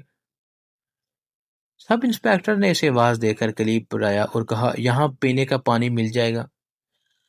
फूलन के चेहरे पर अगर कोई तासुर नमदार हुआ भी था तो वो गर्द और पसीने में छुप गया। इसने साए में रखी हुई सराही की तरफ इशारा किया। वो रखी है सराही, जाके पी ले। सिपाही ने रोबदार लहजे में कहा, जा साहिब के लिए पानी लेकर आ। फूलन ने हाथ नचाया। हाय रे, तू क्या मायूं बैठा है? ये ईंटें तो ले जा, मैं पानी ले आती हूँ। वो आगे बढ़ी और लकड़ी के तख्ते पर रखी हुई ईंटें सिपाही के सर पर रख दी। सिपाही गड़बड़ाकर पीछे हटा तो सारी ईंटें धड़ाधड़ करती नीचे गिर पड़ी। एक दो सिपाही के पैरों पर भी गिरी, पर बूटों की वजह से बचाव हो गया। सब इंस्पेक्टर और दूसरे सिपाही बेतहाशा हंसने लगे। फूलन बड़बड़ाती हुई ईंटें इकट्ठी करने लगी। भट्टे का मालिक जो दूर से ये मंजर देख रहा था सख्त घबरा रहा था। ताहम फूलन ने जो हरकत की थी इसमें जहानत पाई जाती थी। अगर वो घबराहट जाहिर करती या सिपाहियों से कतरा कर निकल जाना चाहती तो इन्हें लाजमन शक होता। सब इंस्पेक्टर और सिपाहियों के वहमो गुमान में भी ये बात नहीं थी कि जिस फूलन देवी के तलाश में सारे उत्तर प्रदेश की पुलिस सरगर्दा थी वो इनके सामने ईंटें इकट्ठी कर रही थी। बड़ा आया लाट साहब का साला, फूलन कह रही थी। ईंटें धोते धोते अपनी तो कमर भी टेढ़ी हो गई और ये पानी भी नहीं पी सकते, लख लानत। सिपाही ने कहा, एक तो सर पर ईंटें फेंक दी, दूसरा बड़बड़ भी कर रही है। जनाब फूलन देवी की जगह इसी को ले चलते हैं, बहुत ही कमीनी औरत लगती है। फूलन ने ज्यादा बोलना मुनासिब नहीं समझा। बात बढ़ने से इसे नुकसान भी हो सकता था। इसने चुप करके ईंटें सर पर उठवाई और अपने रास्ते पर हो ली। सब इंस्पेक्टर ने सिपाही को डांटा और वापस चलने का हुक्म दिया। جب وہ جیپ میں بیٹھ کر رخصت ہو گئے تو بھٹے کے مالک نے اطمینان کا سانس لیا۔ چند روز کے بعد پھولن کے جٹھے کے چند ڈاکو گاؤں میں اکٹھے ہوئے اور ایک خفیہ جگہ پر پھولن سے ملاقات کی۔ انہوں نے پھولن اور مان سنگھ کو بتایا کہ وہ مستقیم کے گھر تعزیت کے لیے جانا چاہتے ہیں۔ پھولن نے پوچھا گلولی میں پولیس کا کیا حال ہے؟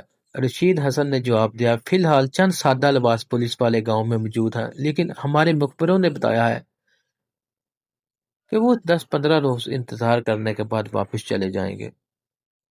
جس روز گاؤں سے چلے جائیں گے اس کے اگلے دن ہم مستقیم کے گھر پہنچ جائیں گے۔ پھولن نے کہا تمہارا کیا خیال ہے مان سنگھ؟ مان سنگھ نے کہا میں تو آج ہی جانے کو تیار ہوں۔ جیون نے کہا سب کا ایک ساتھ جانا ٹھیک نہیں، ہم ایک دو دو کر کے جائیں گے اور سیدھے گلولی جانے کے بجائے پہلے سرولی جائیں گے، رات بھی وہیں گزاریں گے، کھڑی دو کھڑی مستقیم کے گھر جائیں گے اور واپس آ جائیں گے۔ ادھر گلولی میں جس شخص کو پھولن کے زندہ یا مردہ گرفتاری پر مبور کیا گیا تھا وہ سب انسپیکٹر تھرو لال یادو تھا۔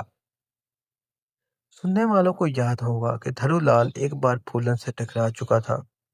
وہ آئی جی پولیس کے اس خیال سے متفق تھا کہ پھولن ایک بار ضرور گلولی گاؤں میں مستقیم سے رشتہ داروں کے لیے ملنے کے لیے آئے گی۔ اس نے اپنے مخبروں سے بھی مشورہ کیا، ان سب نے یہی خیال ظاہر کیا کہ پھولن دیوی ضرور گلولی آئے گی۔ ان مخبروں میں غریب لوگ بھی تھے اور صاحب حیثیت لوگ بھی۔ تھرو لال اپنے مخبروں کا خاص خیال رکھتا تھا۔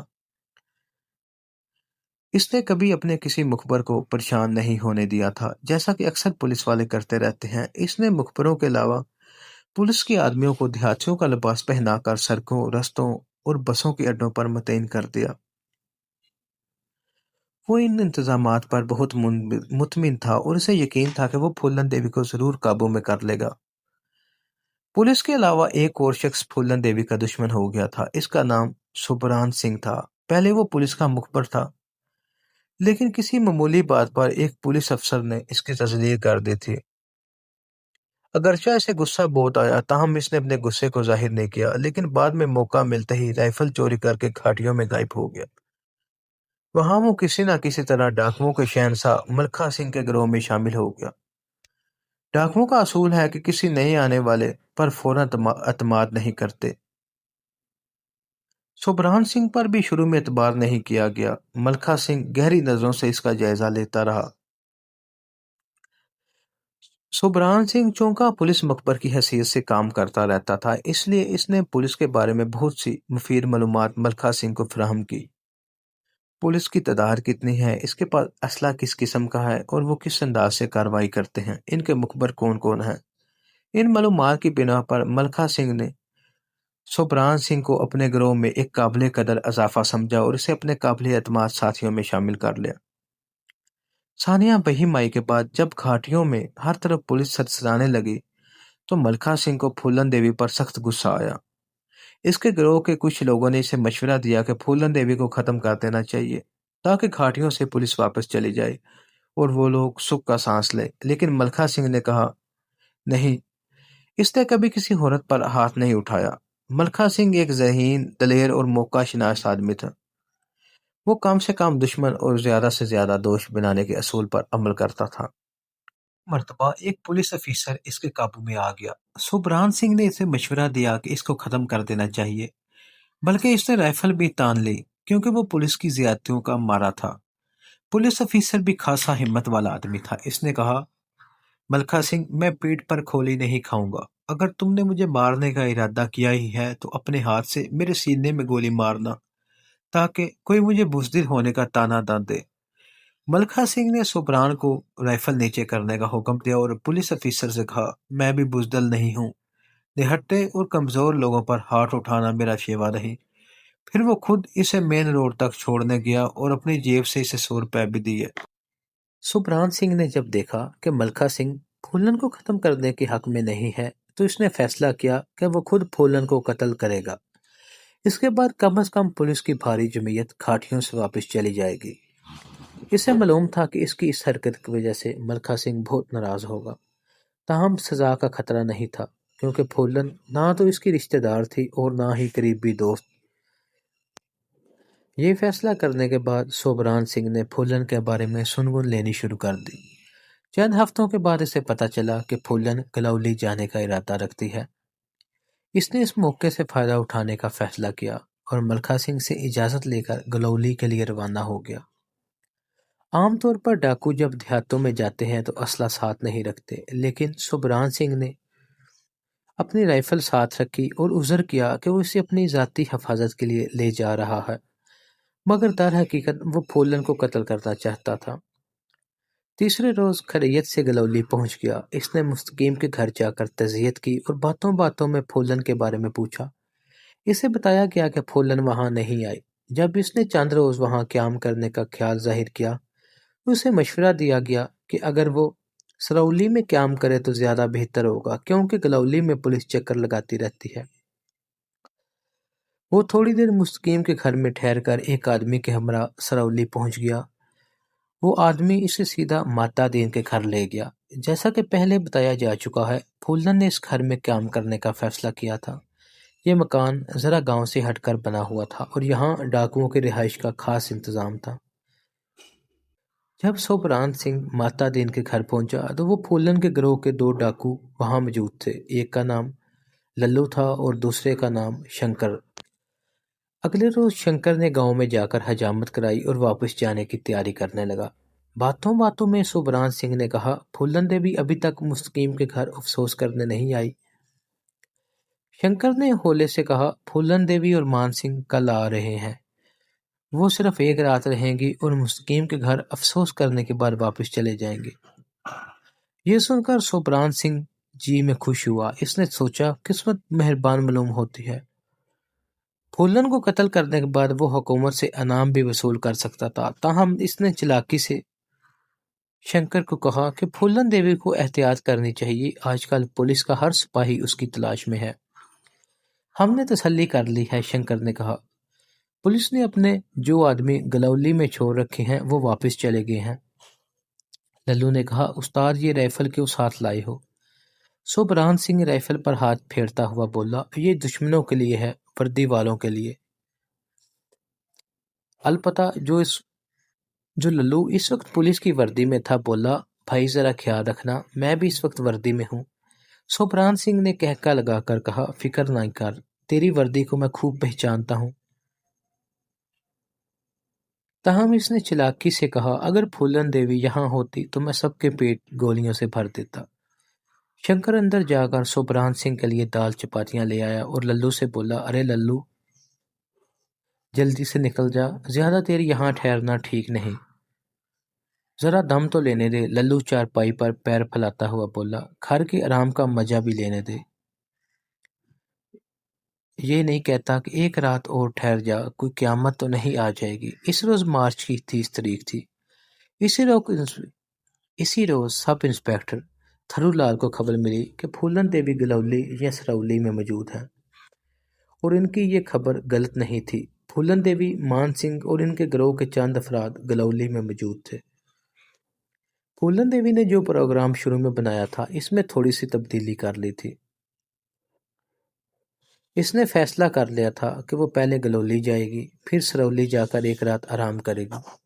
29 مارچ کو مان سنگھ اکیلا گلولی پہنچا۔ اس نے مستقیم کے گھر جا کر افسوس کیا اور نعمت پورا نامی ایک شخص کے گھر چلا گیا جو مستقیم کا جگری دوست تھا اور ڈاکوؤں کی رہائش کا انتظام رکھتا تھا۔ اس کے بعد اس کے گھر کے اندر پھولن کے گروہ کے 3 ڈاکو اور آ گئے۔ ان کا نام پریم سنگھ، بالادین اور پرلہاد سنگھ تھا۔ 30 مارچ کی صبح پھولن دیوی گلولی پہنچی۔ وہ اکیلی آئی تھی۔ اس نے سہڑی پہن رکھی تھی۔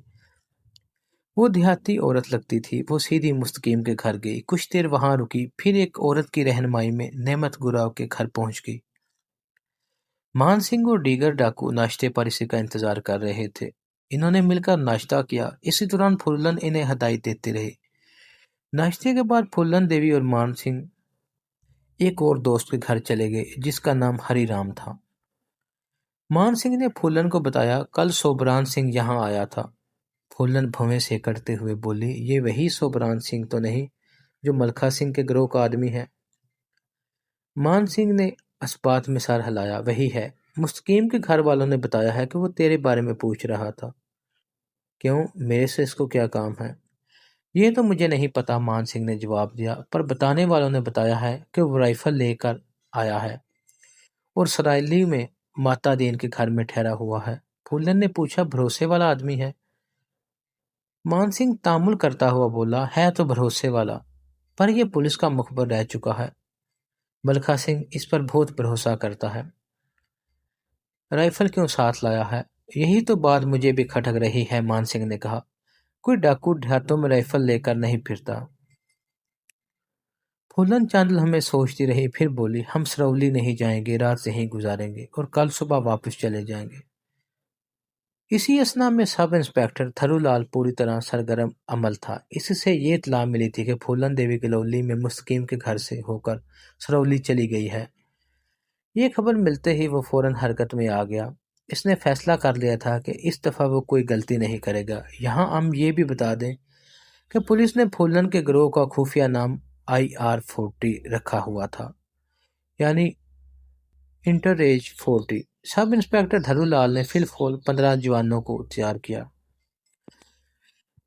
وہ کمانڈو طور طریقوں میں ماہر تھے اور جدید اسلحے سے لیس تھے۔ ان کے پاس سب مشین گنیں، رائفلیں اور گرنیڈ موجود تھے۔ وہ وقت ضائع کیے بغیر سرولی پہنچ گئے۔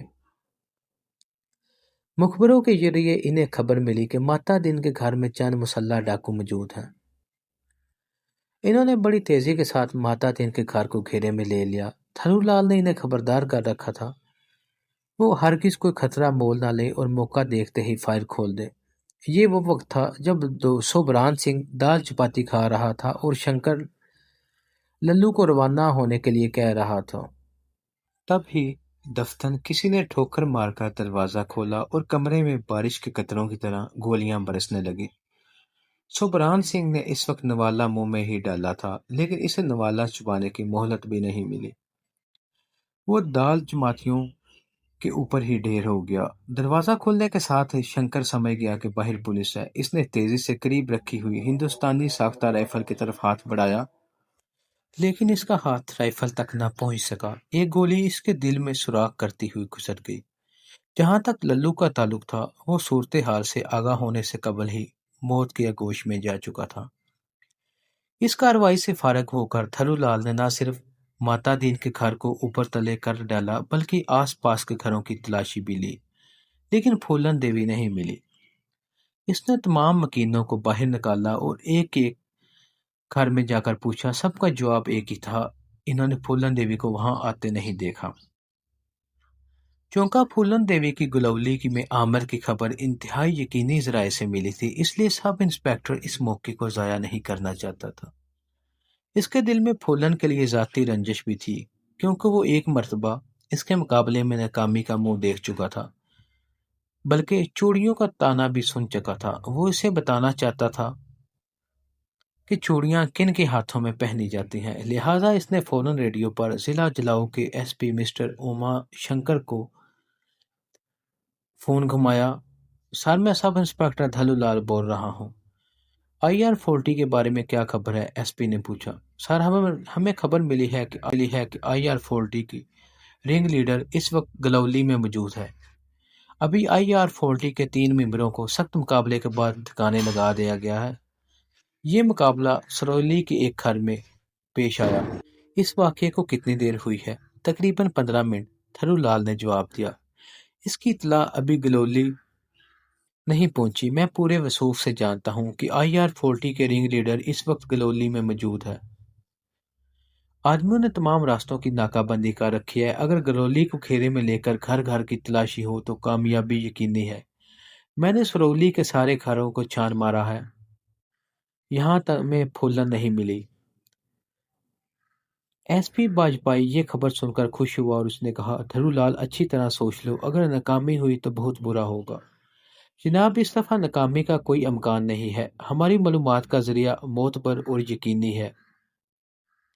پھولن اسی گاؤں کے اندر ہی موجود ہے، اگر اس گاؤں میں موجود نہیں تو۔ اوکے، میں تھوڑی دیر کے اندر بھاری نفری کے ساتھ گلولی پہنچ رہا ہوں۔ رابطہ ختم کرنے کے بعد SP اوما شنکر باجپائی کی آنکھیں خوشی سے چمکنے لگی۔ پھولن کی دہشت گردی کے دن پورے ہونے والے تھے۔ پھولن کی گرفتاری کے بعد اس کی ترقی یقینی تھی۔ تمام ہندوستان کے اخباروں میں اس کا چرچا اس کے علاوہ ہوگا۔ وہ انہی سوچوں میں گم پولیس افسروں اور جوانوں کو تیار کرنے لگا۔ تقریباً تھوڑی دیر میں 250 سے زیادہ تعداد نوجوان گلولی پہنچ گئے۔ ان میں انسداد دہشت کے شبے سے متعلق رکھنے والے پولیس افیسر بھی تھے۔ وہ اپنے کام میں ماہر تھے۔ وہ ڈاکوؤں کو دیکھ کر پہلے سے فائر کرتے اور بعد میں کوئی سوال کرتے، بشرطے کہ ان کا شکار زندہ بچ جائے۔ انہوں نے سب سے پہلے تو ایک ساتھ گاؤں کا محاصرہ کیا۔ گاؤں والوں کو اس محاصرے کی خبر اس وقت ہوئی جب محاصرہ مکمل ہو گیا۔ مخبروں نے ایس پی کو بتایا کہ اگر پھولن دیوی گاؤں کے اندر ہے تو وہ نیبت بورا کے گھر میں ہوگی۔ اس خبر کے ملنے کے بعد اس نے فخریہ لہجے میں کہا، آج وہ ان کے ہاتھوں سے بچ کر نہیں جا سکتی، خواہ نعمت بورا کے گھر میں ہو یا کسی اور گھر میں۔ نعمت بورا کے گھر میں اس وقت پرلاد، بالادین اور پریم سنگھ آرام کر رہے تھے۔ اگرچہ گرمی تھی لیکن انہیں باہر چارپائی ڈالنے کی اجازت نہیں تھی۔ پھولن دیوی نے انہیں سختی سے ہدایت کی تھی وہ دن کے وقت ہرگز باہر نہ نکلا کرے، رات کو بھی گلیوں میں آوارہ گردی کرنے کے لیے باہر نہ نکلے۔ جس کام کے لیے نکلے وہ پورا کر کے واپس آ جائیں اور کوشش کریں کہ کم سے کم لوگوں سے سامنا ہو۔ اچانک کمرے کا دروازہ کھلا اور ایک دیہاتی ہانپتا ہوا اندر داخل ہوا۔ پولیس پولیس اس نے کہا، گاؤں میں ہر طرف پولیس گھوم رہی ہے۔ بالادین چھلانگ مار کر بستر سے اٹھا اور باہر جانے لگا۔ وہ کمرہ مہمانوں کے لیے بنایا گیا تھا۔ اس کا ایک ہی دروازہ تھا جو گلی کی طرف کھلتا تھا۔ خبر لانے والے دیہاتی نے بالادین کو روکا اور کہا، ادھر سے مت نکلو، پولیس والے تمہیں دیکھ لیں گے، وہ اسی گلی میں پھر رہے ہیں۔ پھر کدھر جاؤں؟ بالادین نے کہا، وہ دوسری طرف تو دیوار ہے۔ پریم سنگھ نے جلدی سے کہا، ایسا کرو، کمرے کو باہر سے تالا لگا دو، وہ یہی سمجھیں گے کہ اندر کوئی نہیں ہے۔ تالا اور چابیاں دروازے کے کنڈے میں لٹک رہی تھی۔ دیہاتی نے دروازہ بند کیا اور تالا لگا کر ایک طرف چل دیا۔ گلی کے دور افادہ حصے میں ایس پی باجپائی دوربین لگائے اسی مکان کی طرف دیکھ رہا تھا۔ اسے یہ بات کچھ عجیب سی لگی کہ جس مکان کی طرف وہ جا رہے تھے اس کے کمرے کو تالا لگا دیا گیا تھا۔ اس کی چھٹی اس نے اسے بتا دیا کہ وہاں ضرور کوئی گڑبڑ ہے۔ اس نے 24 جوانوں کو ساتھ لیا اور چند منٹوں کے اندر نعمت بورا کے مکان کو گھیرے میں لے لیا۔ اس وقت دن کے 4 بجے تھے۔ باجپائی نے سوچا کہ آج رات وہ کامیابی کی نیند سوئے گا کیونکہ پھولن دیوی اب اس کی مٹھی میں تھی۔ اس کے اشارے پر 2 جوانوں نے فائر کر کے تالے کو کنڈے سمیت اڑا دیا۔ اندر جو کوئی ہے وہ باہر آ جائے، ایس پی نے میگا فون میں کہا۔ پورا مکان گھیرے میں لیا جا چکا ہے۔ اندر سے کوئی جواب نہیں آیا۔ 5 منٹ گزرے۔ ایس پی باجپائی نے دروازے کے راستے اندر داخل ہونا مناسب نہیں سمجھا۔ وہ خود جانتا تھا کہ اگر پھولن دیوی اندر ہوئی تو وہ آخری دم تک لڑائی لڑے گی، لہٰذا وہ ایک سیڑھی لے کر چھت پر چڑھ گیا اور مٹی کی چھت میں سوراخ کرنا شروع کر دیا۔ کمرے میں مٹی گرنے لگی۔ اچانک کمرے کے اندر سے ایک فائر کیا گیا۔ گولی کچی چھت میں سوراخ کرتی ہوئی باہر آئی اور سنسناتی ہوئی باجپائی کی وردی کو چھوتی ہوئی گزر گئی۔ وہ اچھل کر پیچھے ہٹا اور چیخ کر اپنے ساتھیوں کو بتایا کہ ڈاکو اندر موجود ہے، میں نے زندہ گرفتار کرنا چاہتا ہوں، اندر گھس جاؤ۔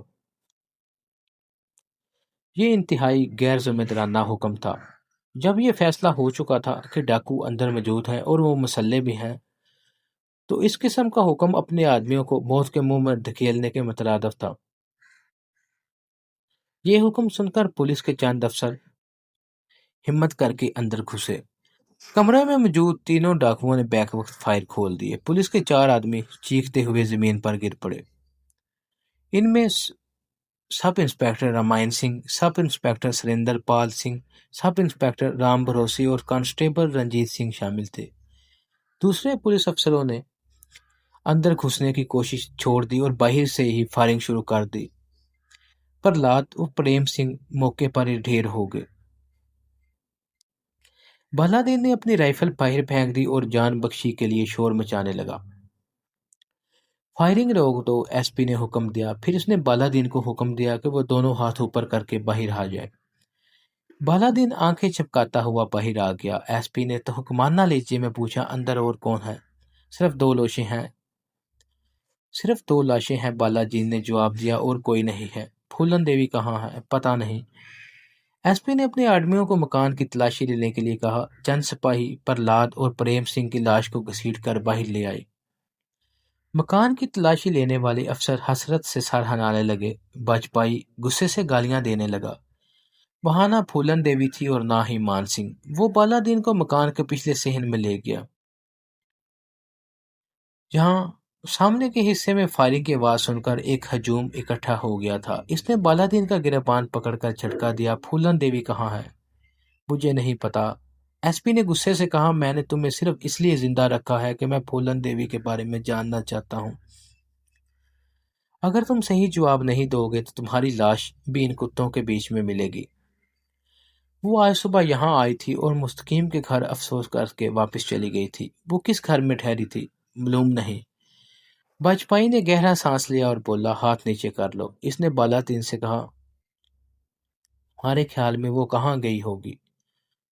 بالا دین نے چور نظروں سے آس پاس کا جائزہ لیا اور بولا، اس کا سروللی جانے کا پروگرام تھا، لیکن وہ اپنے پروگرام کے بارے میں صحیح نہیں بتاتی۔ باتوں کے دوران وہ بھاگنے کے امکانات کا جائزہ لے رہا تھا۔ اس نے سوچ لیا تھا کہ اگر مرنا ہی ہے تو جان بچانے کی آخری کوشش کرنی چاہیے۔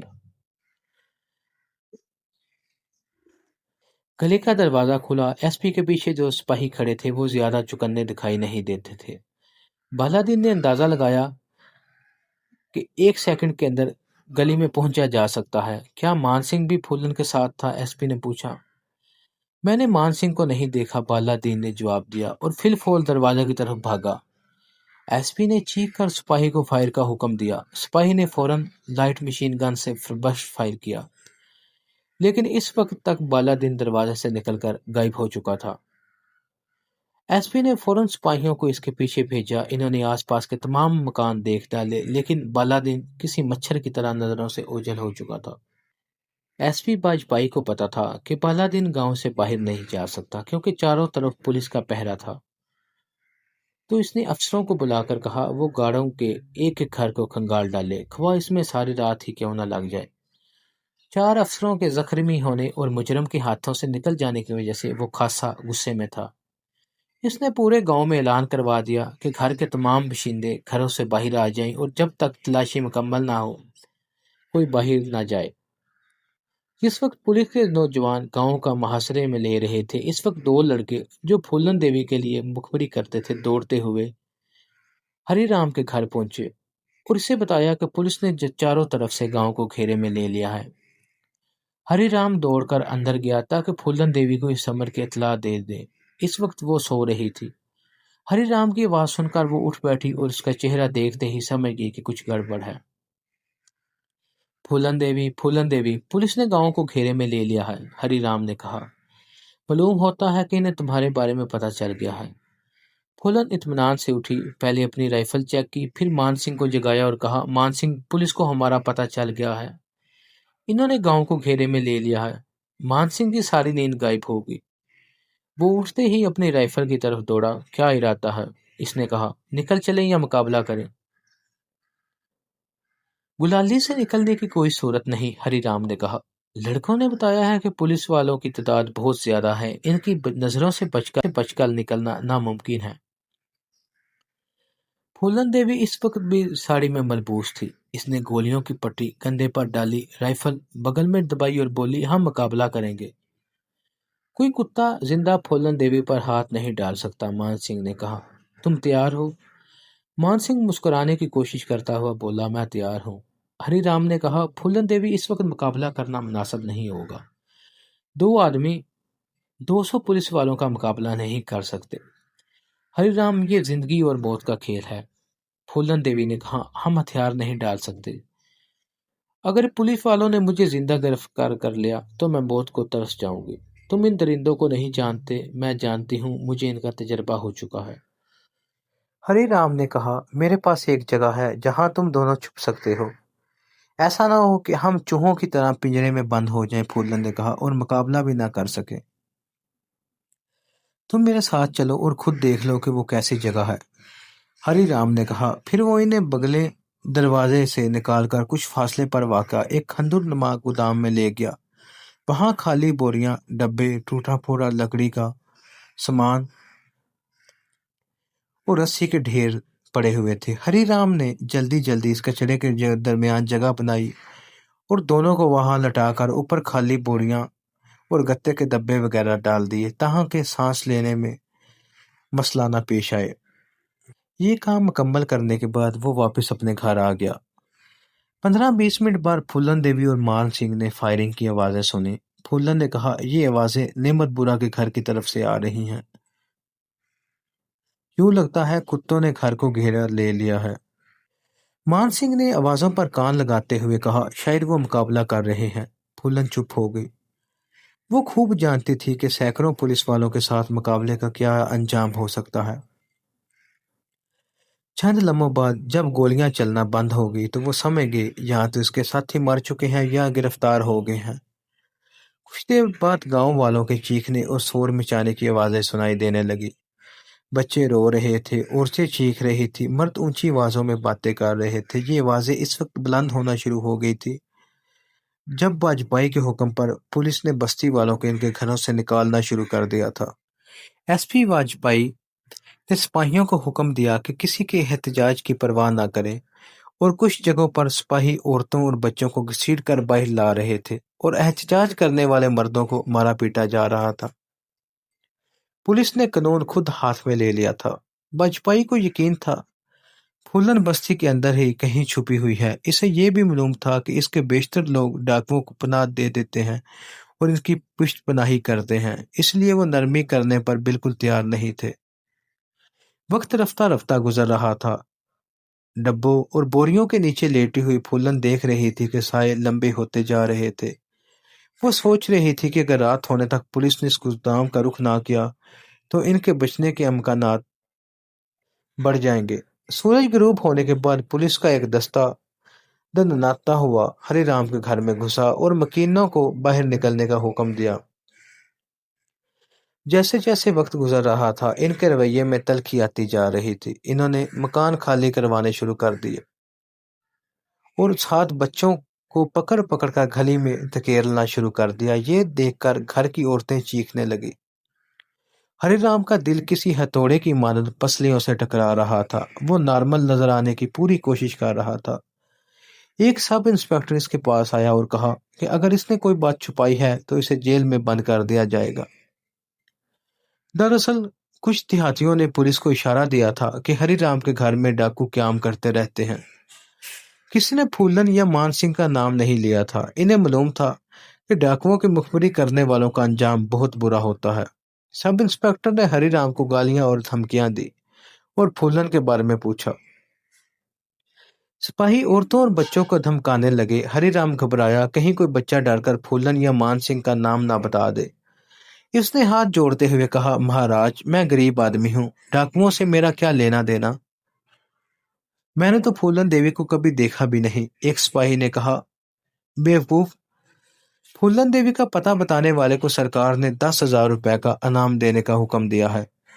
हजूर, तो हम तो वैसे ही सरकार के हुक्म है। हरिराम ने कहा, इनाम का लालच नहीं है मुझे, हम वैसे भी सरकार के नौकर हैं। पुलिस वाले पूछताछ करने के बाद अगले घर की तरफ चले गए और मकीनों को बाहर निकालने लगे। इधर फूलन देवी और मान सिंह आवाजों पर कान लगाए खामोश लेटे थे। चीखों पुकार के दरमियान अब पुलिस वालों की आवाजें भी इनके कानों में आने लगी थी। वो दफ्तर गोदाम के बाहर कदमों की चाप सुनाई देने लगी और किसी ने दरवाजे को जोर से ठोकर लगाई। कमजोर सा दरवाजा टूटकर फर्श पर जा गिरा। दो पुलिस वाले अंदर घुसे और कचरे पर टार्च की रोशनी डाली। फूलन देवी की उंगली बेख्तियार बंदूक पर पहुंच गई। टार्च की रोशनी गोदाम के मुख्तलिफ हिस्सों में गर्दिश करने लगी।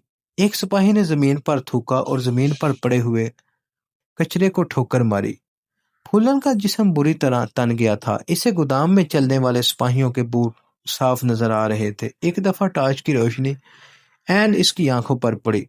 इसके साथ ही राइफल पर इसकी गिरफ्त सख्त हो गई, ताहम वो बदहवास नहीं हुई और खुद को फायर करने से बाज रखा। इसने महसूस किया कि सिपाही डब्बों और बोरियों को उठा उठा कर इधर उधर फेंक रहे हैं। وہ ساتھ ساتھ گالیاں بھی بکتے جا رہے تھے۔ ایک دفعہ پھولن نے کوئی بھاری چیز اپنے اوپر گرتی محسوس کی۔ اس کے منہ سے بے اختیار چیخ نکل آئی۔ ٹھیک ہے دوستو، اب تک کے لیے اتنا ہی، ملتے ہیں اگلی ویڈیو میں۔ تب تک کے لیے اپنا اور اپنے آس پاس کے لوگوں کا خاص خیال رکھیے۔